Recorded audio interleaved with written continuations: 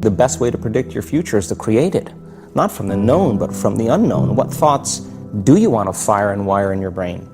What behaviors do you want to demonstrate in one day?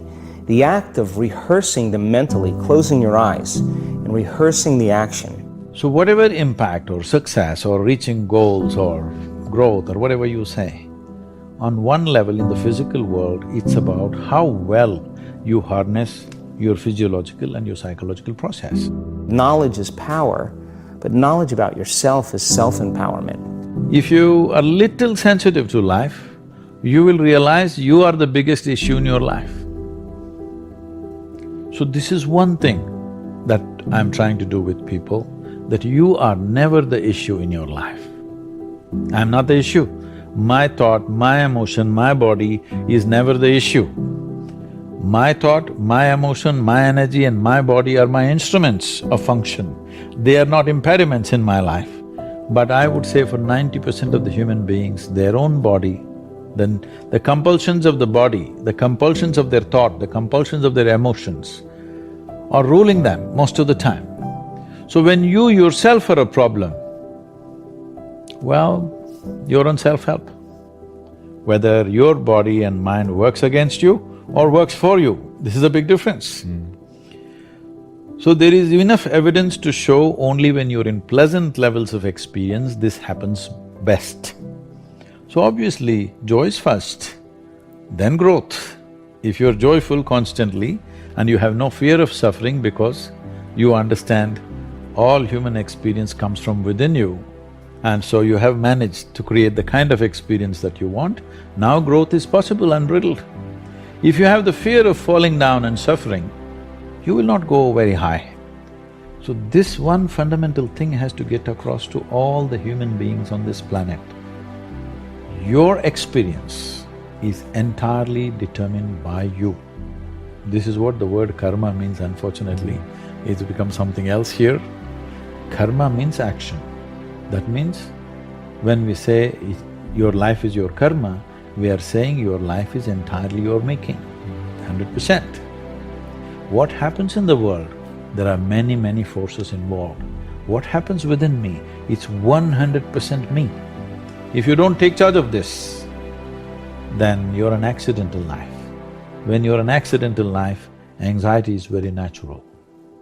The moment you start feeling abundant and worthy, you are generating wealth.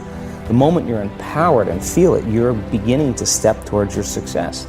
The moment you start feeling whole, your healing begins. And when you love yourself and you love all of life, you'll create an equal, and now you're causing an effect. We're not here as human beings having a spiritual experience. It's the other way around. We are all infinite spiritual beings having a temporary human experience.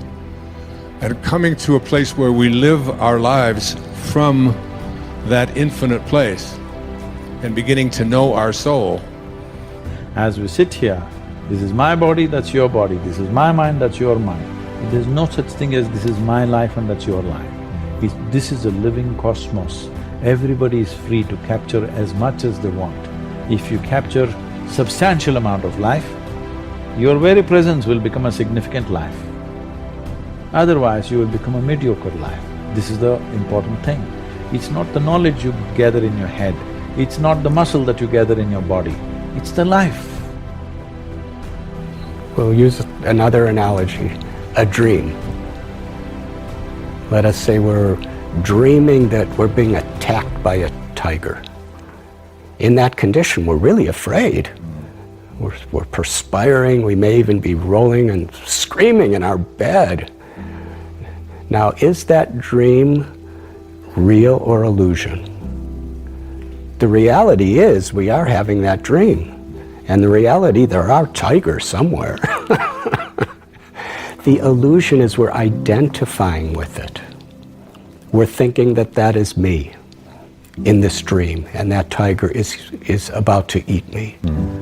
But in actuality, the dream is real, we're real, but when we're misidentifying with that dream, thinking that that's happening to me now, then that's the illusion. That's the idea of yoga or true spirituality to actually learn to live in harmony with one's own self.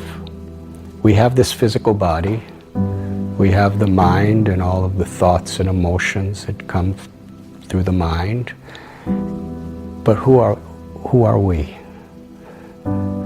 I am seeing through my eyes, I'm hearing through my ears, I'm touching through my flesh, I'm tasting through my tongue, I'm thinking through my brain, and I'm loving through my heart. But who is that me?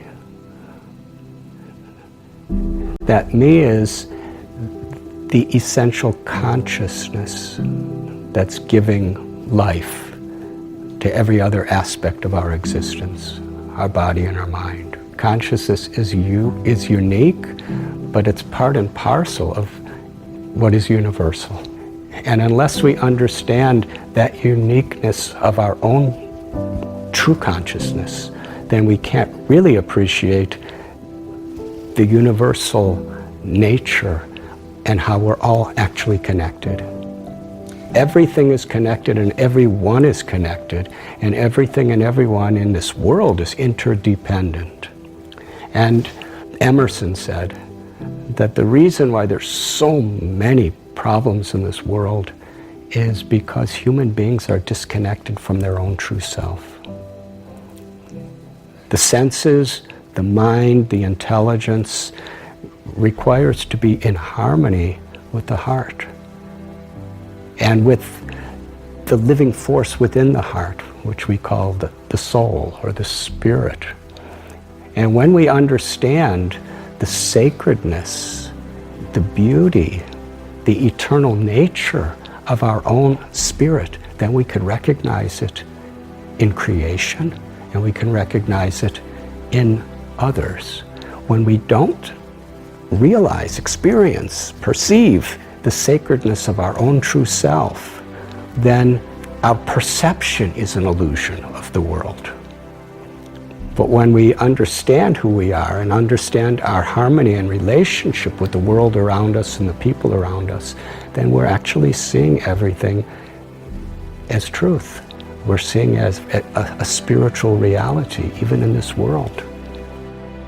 When you change the way you look at things, the things you look at change. Albert Einstein once observed that you have the most fundamental and major decision that you have to make in your life is this: do I live in a friendly or a hostile universe? Which is it? Is it a universe that is filled with hostility and anger and people wanting to hate each other and people wanting to kill each other? Is that what you see? Because when you see the world that way, that's exactly what you will create for yourself in your life. This is from great scientific minds.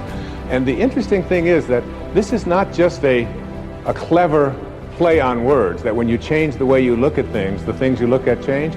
It's actually a very scientific thing, and I'm going to show you that in just a moment. I'd like you to imagine the following scene. You're in your house. You've got your car keys in your hand. The lights go out. Power failure. You can't see a thing. You stumble around in your living room and you drop your keys. And you look around for a moment and you realize that you're never going to find them in the dark. But you look outside and you notice that the street lights are on. So in your mind, a light bulb goes off. I'm not going to sit around here in the dark and grope around looking for my keys when there's a light on outside. I'm going to go out here under the street light and I'm going to look for my keys. Why are you laughing? This makes a lot of sense. So you're out here and you're groping around and you're looking for your keys and you're looking and your neighbor comes along and says, "What happened, Wayne?" "Well, I dropped my keys." "Oh, I'll help you look for them." And the two of us are now down here looking for our keys and looking. Finally, he says to me, "Excuse me, but where did you drop your keys?" "Well, I dropped them in the house."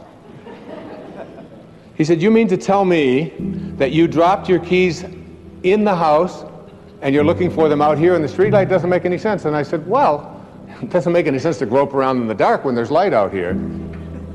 Now you laugh and you think how silly that is, but isn't that exactly what we do when we have a problem, a difficulty, a struggle that is located inside and we're looking for the solution outside, someplace outside of ourselves? It would be like going to the doctor and telling him all of your symptoms, and the doctor says, oh boy, you've got a lot of symptoms. And he starts writing out prescriptions. You need a prescription for this symptom, you need a prescription for that symptom, and finally he gets this 4 or 5, and you go to walk out, and you say, well, I'd like my prescriptions. He said, no, I'll give this one to your mother-in-law, and I'll give this one to your neighbor, and I'll give this one to your daughter, and I'll give this one to your father. I mean, you're the one with the struggles and with the difficulties, and expecting somebody else to change or something outside of you to get better in order for you to make your life work at this level that I'm calling intention is something you have to really take a hard look at. It's in here.